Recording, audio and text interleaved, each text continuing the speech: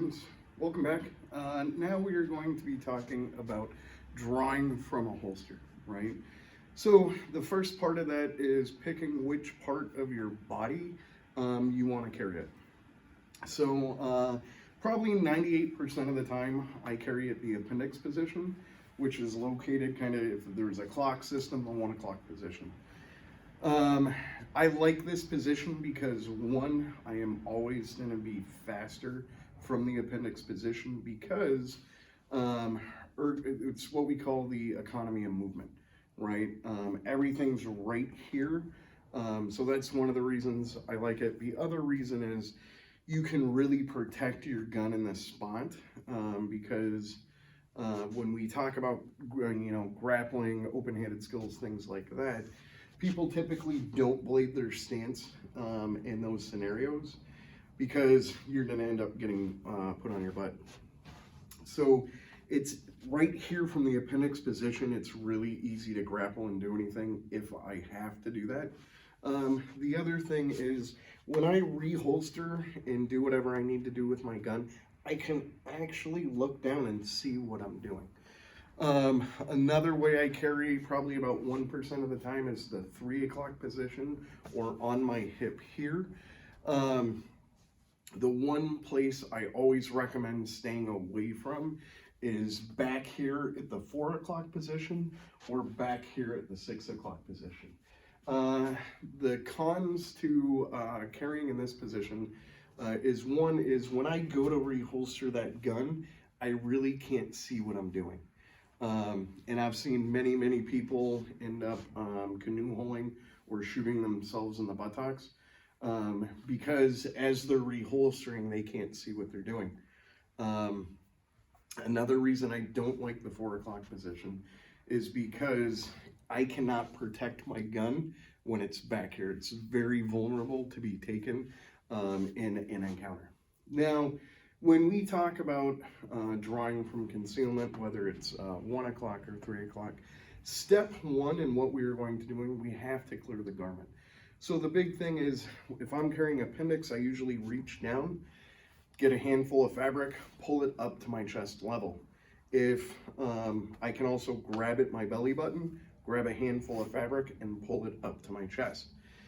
When we talk about clearing a garment from the 3 o'clock position, what we want to do is actually come over to this side and pull up to our chest, clearing the garment completely out of the way.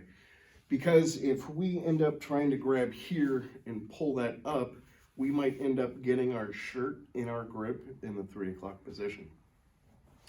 So we always want to get this support hand on the draw up at our chest level. We don't want to leave it like right here because what I see a lot of is people really run the risk of canoe holing their own hand because they end up muzzling their own hand.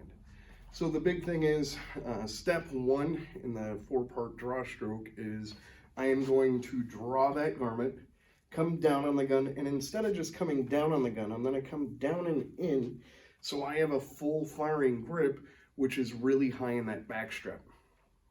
Now, notice finger placement. My finger's really high away from the trigger. So this is what we call position one. Position two is as I draw, the minute I get out of that holster, I am coming into the retention position on target, okay? From this position, you'll notice I'm using my magazine well as an indexable point on my body, and I'm at, excuse me, I'm turning my gun off my body, but using that indexable point because the last thing we want to do is get our garment or something caught into that slide. So that's why we're going to cant out just a little bit. So this is going to be position two. Now, position three, what we are going to do, from here, I am going to come up to my chest level. And look, my support hand's already at my chest to make this really easy. I hitchhike that thumb up. I take my hand, karate chop that trigger guard, and build that full firing grip. This is going to be position three. Position four, I am going to stand ergonomically upright, drive the gun out to my target, but also bring it up to my eyes. The last thing I want to do is come down and do what's called the tactical turtle, okay? So we want to stand ergonomically upright and bring the gun up to our eyes, okay? Now, when you are given the command safe access reholster, we're going to talk about reholstering this firearm. The big thing is, one, before I bring the gun back, think of your trigger finger like a blinker, right? We end up turning on a blinker before we turn, so the blinker here is, after I go bang, bang, bang, and I'm ready to come back, I'm going to take my finger, put it up here way high on the shelf. From here, I'm going to bring the gun back into my body, come down to my holster, I am going to clear my garment, and then I'm going to kick my hips in whatever direction my holster is. Now, the reason I do this is, if I kick my hips out, I bring the gun down, then I'm going to tap the holster. One, if I am reholstering a firearm, what does that mean about the threat? If I'm reholstering after a dynamic counter, it means the threat is no longer a threat. So I should probably be looking at what I'm doing when I'm reholstering. I have seen a lot of self-defenders, they end up saving their own lives in a dynamic encounter with a gun, but then they end up shooting themselves and going to the hospital afterwards. So when we reholster, we want it to be a slow, methodical process. So from here, I'm going to bring that blinker up, get that finger really high, come back, down, clear that garment, kick my hips out, tap. So the reason I'm tapping my holster is to actually look at what I'm doing. The second part of that is you can see the muzzle is pointed further away from my body than if I was just from here. So I always tap, I come out, and I slowly and methodically reholster. Now with my hips kicked forward, if my gun was to go off right now, that bullet wouldn't actually hit me. Yes, I would be burnt from muzzle blast, but I'd rather be burnt than shot. Now the same thing with the 3 o'clock position. All we're going to do is bring that gun back, clear that garment, kick our hips out this way, tap, and then slowly and methodically reholster, okay? So once again, the 4-step draw method is position 1, clearing that garment, getting that full firing grip. Position 2, coming out of the holster and on target here at our waistline, making sure we use our magazine well as an indexable point and kind of canning the firearm outward.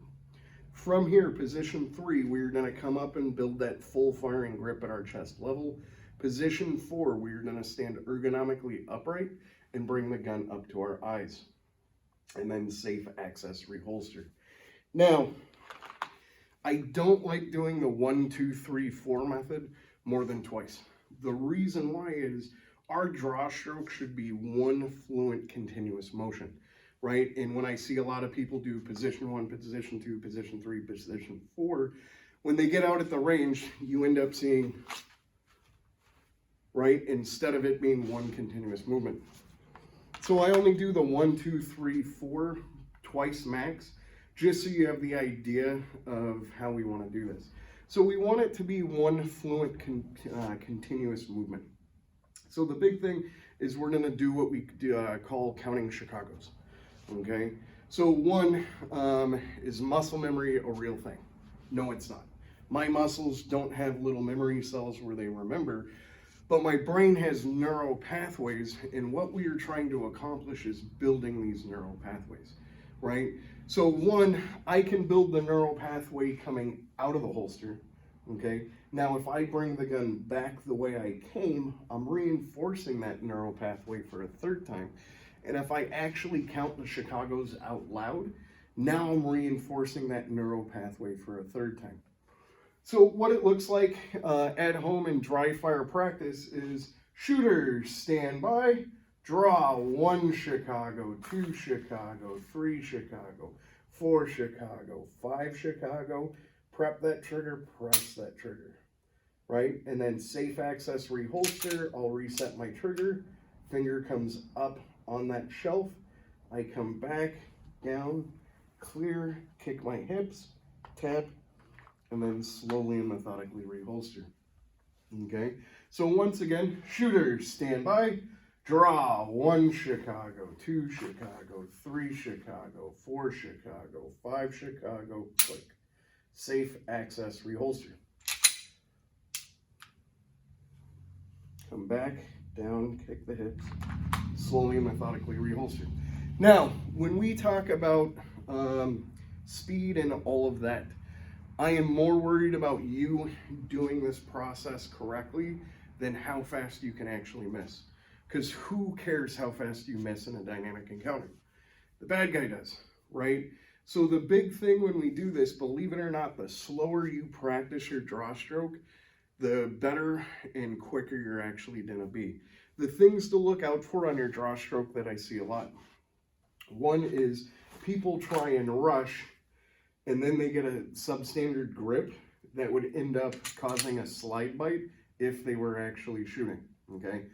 The next thing we want to look out for is what I call TJ hookering, right? Or Charlie's Angels, or fishing, right? So you'll see that people come up, they get the gun up, and then when can I actually employ my firearm? Right there, right? So we're taking all this time by fishing or coming up, and we can't employ our gun yet. Now, the other thing I see is what we call bowling, right? So what bowling looks like as I clear that holster, I end up driving the gun down and bringing it up like such, right? Where I can't employ that gun until we get all the way, pretty much all the way out. So the thing is, what we want to work on as we're working these concepts slow at home is taking our time, doing it correctly, and making sure our muzzle is on target the entire time. So what that looks like, guys, is shooter, stand by, draw, 1 Chicago, 2 Chicago, 3 Chicago, 4 Chicago, 5 Chicago.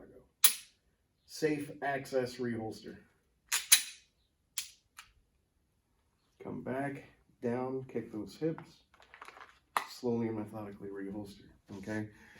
Because the thing is, believe it or not, 10 good ones, you have to do 10 good ones to make up one bad one, right? So I see a lot of people, hey, I did an hour of dry fire work drawing from concealment.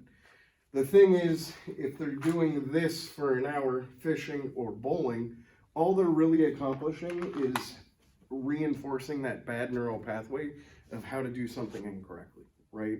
So when we talk about shooting and manipulating firearms and things like that, I want you to think of the 2 pedals in a car. We have a gas pedal and we have a brake pedal, right? So the thing is as I'm doing this, if I am doing it incorrectly, I probably need to tap the brakes, slow down, and really work on doing it correctly, okay? Now, once I'm doing it correctly, and say 5 Chicagos is always kind of a good starting point. If you need to add a couple Chicagos to make sure you're doing it correctly, that's perfectly fine. Now, the big thing when we talk about this is go at your speed, right? So shooters, stand by, we'll try 3 Chicagos. Stand by, draw, 1 Chicago, 2 Chicago, 3 Chicago, right? Safe access reholster.